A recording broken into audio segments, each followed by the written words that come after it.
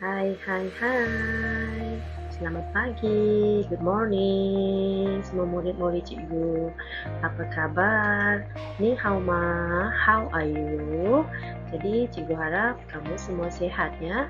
Nah, jangan lupa subscribe YouTube channel cikgu Liana Maliki dan boleh follow FB page cikgu di Cikgu Lina Sainsku Sayang. Bertemu kita lagi pada hari ini.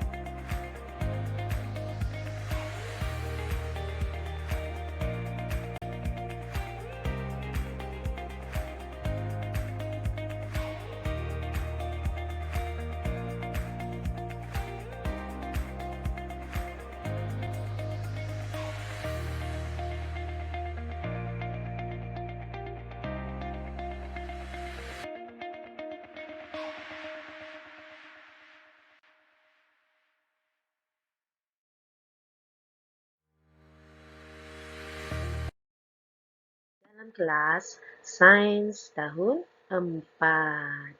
Okey, jadi kalau boleh semua ambil buku teks dan buka buku teks. Lihat muka surat 37.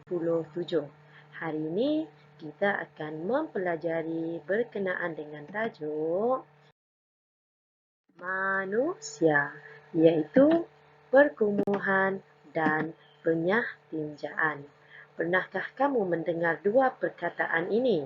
Okey, perkumuhan, penyahtinjaan. Okey, jadi sebelum kita meneruskan pembelajaran kita pada hari ini, kita lihat dahulu objektif pembelajaran kita pada hari ini, iaitu apa yang harus kamu capai di akhir pembelajaran.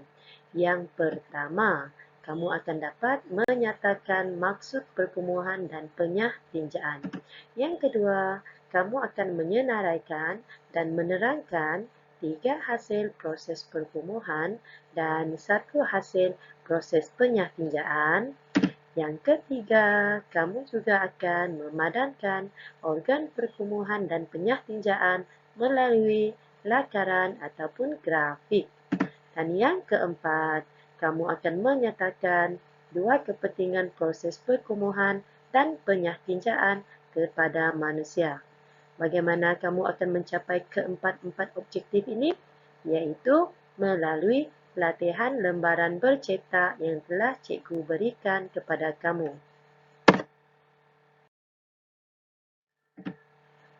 Perkumuhan, penyahtinjaan. Ini adalah dua istilah sains tahun 4 yang harus kamu pelajari dan ketahui. Kita lihat dahulu apakah definisi operasi bagi perkumuhan. Perkumuhan ialah proses penyingkiran bahan buangan dari badan. Manakala penyahtinjaan ialah proses penyingkiran tinja melalui dubur. Dah garu-garu kepala ke? Jangan risau, nanti cikgu akan bantu kamu fahami dengan lebih lanjut maksud istilah kedua-dua perkumuhan dan penyahtinjaan. Mari kita lihat dahulu apakah dia bahan buangan yang dibuang dari badan kita. Biasanya kalau di dalam kelas kita buang sampah kan? Maksudnya bahan buangan ini adalah yang tidak digunakan lagi oleh badan. Jadi ada 5 jenis bahan buangan yang perlu dibuang dari badan kita. Yang pertama, kita kena buang air kencing. Hari-hari kamu kencing, cikgu rasa. Kemudian yang kedua, kita juga membuang peluh. Semasa kita bermain, kita akan mengeluarkan peluh. Kalau hari terlalu panas, badan kita juga akan mengeluarkan peluh. Jadi itu dipanggil sebagai bahan buangan. Yang ketiga, tinja ataupun najis. Okey, iaitu semasa kita membuang air besar, kita akan membuang tinja. Ini juga dibuang. Dari mana datangnya tinja? Daripada makanan kita kan. Benda yang kita makan, yang tak pakai lagi oleh badan kita ni, dia akan buang sebagai tinja. Okey, yang keempat, karbon dioksida. Okey, karbon dioksida ini adalah udara yang dihembus keluar daripada badan. Pada pelajaran yang lepas kita dah belajarkan tajuk pernafasan manusia. Kita menyedut nafas dan menghembus nafas. Jadi, semasa menghembus nafas, kita akan membuang karbon dioksida. Dan yang kelima, wap air. Ini juga berlaku semasa kita menghembus nafas. Kita juga akan membuang wap air. Okey. Boleh nampak sedikit gambaran? Okey, mari kita teruskan lagi. Proses perkumuhan. Jadi, proses perkumuhan melibatkan 3 organ perkumuhan. Yang pertama adalah kulit. Kulit akan membuang peluh. Okey, jadi yang dibuang itu kita panggil sebagai hasil perkumuhan. Ya, ini dia. Ya, hasil perkumuhan. Jadi inilah bahan yang dibuang. Kulit membuang peluh. Okey. Kemudian kita lihat organ yang kedua, peparu. Peparu kita membuang apa? Okey, hasil perkumuhannya adalah karbon dioksida dan juga wap air yang dikeluarkan daripada peparu. Dan organ perkumuhan yang ketiga ialah ginjal. Okey, ginjal dekat area pinggang kita, dekat bahagian pinggang kita. Okey, ginjal ini memproses air dan hasil pembuangannya adalah air kencing. Okey, yang ini proses perkumuhan. Seterusnya kita lihat proses penyahtinjaan ataupun proses membuang air besar. Ataupun bahasa yang lebih kasar, cikgu minta maaf ya, cikgu kena sebut proses kita berak. Okey, jadi organ yang terlibat semasa penyahtinjaan ialah dubur. Okey, ini gambar kita punya perut. Okey, ini adalah bahagian dubur yang cikgu bulat-bulatkan ini. Ada nampak? Okey, yang ini adalah usus. Jadi, di dalam makanan kita akan masuk ke dalam perut. Ini adalah bahagian perut kita. Ianya akan dicernakan, kemudian masuk ke dalam usus besar. Okey, dan seterusnya, usus kecil, minta maaf, akan masuk ke dalam usus kecil. Seterusnya akan masuk ke dalam usus besar untuk dibuang sebagai apa?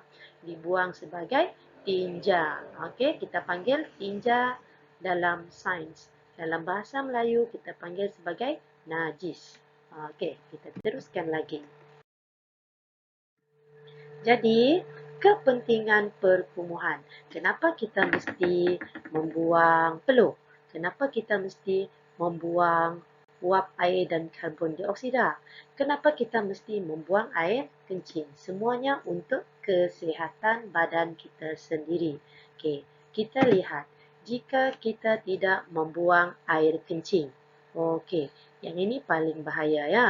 Jadi, setiap hari kita akan secara semula jadi ingin membuang air kencing. Tetapi sekiranya kamu selalu menahan ataupun macam malas nak ke tandas, okay, kamu akan ada masalah. Okay. Jadi apakah masalahnya? Kemungkinan kamu akan mendapat penyakit batuk karang. Dan kemungkinan juga kamu mendapat penyakit kencing berdarah. Jadi jangan tahan air kencing. Kalau rasa nak kencing, pergilah ke tandas.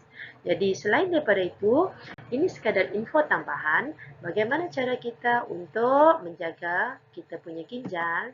Kita hendaklah minum air sebanyak 8 gelas sehari. Ini untuk kesihatan tubuh badan kita.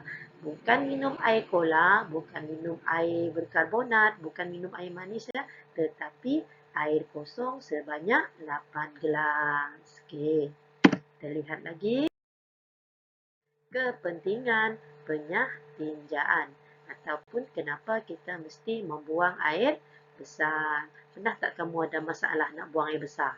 Dia ada sebabnya. Mari kita lihat kesannya kalau kita tidak membuang air besar. Kita mungkin mendapat penyakit sembelit. Apa itu penyakit sembelit? Penyakit susah hendak membuang air besar. Okay, lama kita duduk dalam tandas tapi tak boleh keluar-keluar kita punya tinja ataupun najis. Kalau benda ini berlanjutan, lama-kelamaan mungkin kita akan mengidap penyakit kanser usus. Penyakit kanser usus ni bahaya ya, boleh membawa maut. Jadi bagaimana cara kita hendak menjaga si organ penyatinjaan kita, bahagian usus kita? Kita hendaklah makan sayur-sayuran dan buah-buahan sebagai pelawat pada setiap hari. Okay, yang ini kita dah belajar di tahun 3 kan? Makanan pelawas.